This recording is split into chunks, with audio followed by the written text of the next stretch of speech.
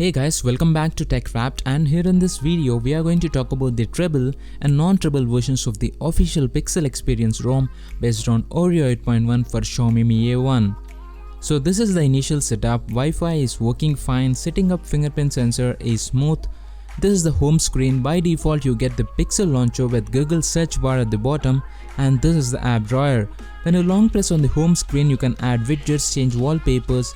Going to the home settings, as you can see there are a couple of settings for notification dots, changing icon shapes and icon packs.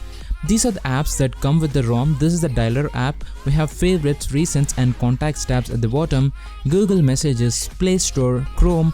And regarding the camera, we get the Google camera installed out of the box. We have HDR+, motion auto, lens blur, portrait mode, video recording up to 4K 30fps with video stabilization enabled. The only thing that is not working here is the slow motion video recording. Also, there is an FM radio app in this ROM and it is working just great. Let's go to the settings, system, about phone, and as you can see the phone is running on Oreo 8.1.0 with May 5 security patch. This is the settings panel with search bar at the top. We have network and internet menu. Wi-Fi is working fine, no issue with mobile network, VoLTE, data, everything is working great except video calling, and there is no issue with tethering. In connected devices we have Bluetooth which is working fine. We have casting, printing and other options. Under apps and notifications tab, we have recently opened apps at the top.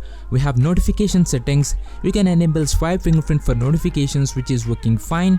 App permissions. Under advanced settings, we have default apps where we can change default apps for few services like phone, SMS, browser, launcher, etc. And we have special access and picture-in-picture mode is not working. Next we have battery menu, last full charge and screen usage details are accurate. You can enable battery percentage on status bar and few other settings. Under the display tab we have night light which is working, no issues with adaptive brightness. When you go into the wallpaper settings, you have multiple options like live data which are like live wallpapers, and also you have pixel wallpapers. We have sleep timer, font size, display size, screensaver, ambient display, tap to wake, and it is working fine. You can set the background color to automatic or light or dark. You can change the notification style from white to dark and vice versa, and also we have bunch of accent colors to theme your settings panel. This is the sound tab. These are the included ringtones. These are the notification and alarm sounds, and haptic feedback is working. This is the storage tab which has the default storage manager. This is a security and location tab. We have fingerprint sensor, easy to set up and it is working normally. There are other tabs like user and accounts, accessibility, Google settings. Under system we have language and input. Under buttons you can enable on-screen navigation buttons. You can disable backlight of hardware buttons and hardware buttons themselves. You can also set custom actions for home, back, reasons menu and also the volume buttons. You can trigger the flashlight with double tap or long press the power button when the screen is off. You can manage power menu. You can add advanced reboot for options to reboot to bootloader and recovery, and also screenshot to the power menu. Under gestures we have swipe fingerprint for notifications which we have already seen, and jump to camera by double pressing the power button. Next we have date and time, backup, recent options and about phone.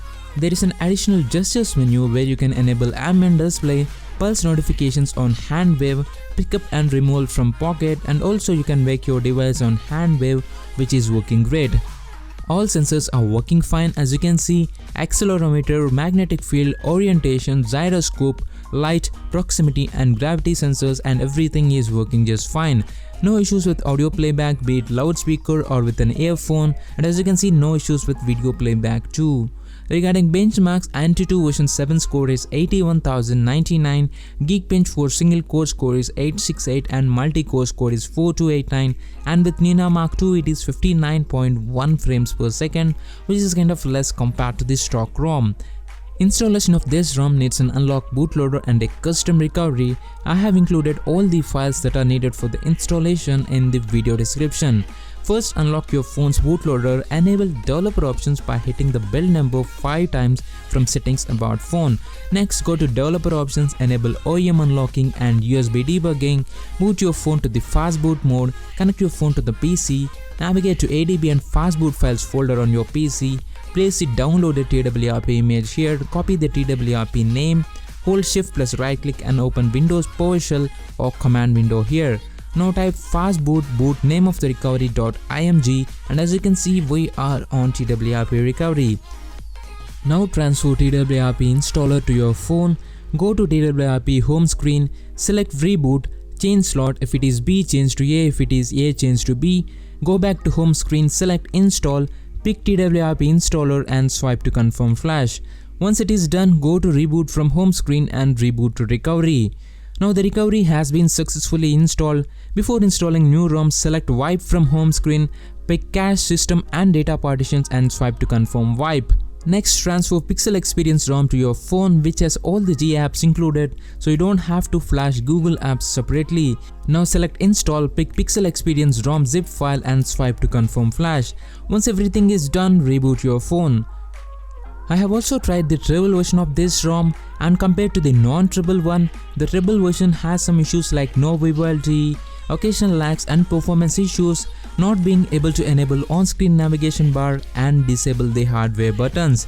If you wanna try this Pixel Experience ROM, try the non-Treble version, which is working great with very minimal issues. So that's it for now guys, thanks for watching and I will see you soon in my next video.